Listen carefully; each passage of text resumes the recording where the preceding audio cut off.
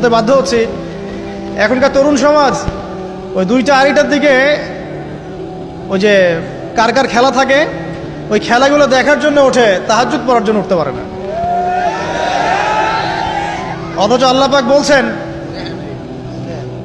পাক বলছেন কি যে শেষ রাতে আল্লাহ পাক প্রথম আসমানে নেমে আসেন এবং আহ্বান করেন, কে আছো আমার কাছে কিছু চাইবে আমি দিব, কে আছো আমার কাছে রিজিক চাইবে দিব, কে আছো আমাকে ডাকবে আমি তোমার ডাকে সাড়া দিব, কে আছো আমার কাছে ক্ষমা চাইবে আমি তোকে ক্ষমা করে দিব। প্রিয় যুবক ভাইরা, আল্লাহকে মূল্যায়ন করতে শিখুন। এই সময়গুলোতে দোয়া করলে ইনশাআল্লাহ তাআলা আপনার দোয়া কবুল হবে ইনশাআল্লাহ। সবচেয়ে ইম্পর্টেন্ট হচ্ছে একটা, যেটা আমরা প্রত্যেক দিন পড়ি, প্রায় 17 রাকাত নামাজ পড়ি আমরা, ফরজ নামাজ, শুধু ফরজ নামাজের কথাই বলছি।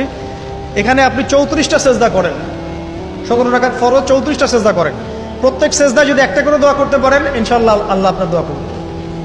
দোয়া কবুল করার কিছু জায়গা বলে দিলাম, বেশি বেশি দোয়া করতে হবে।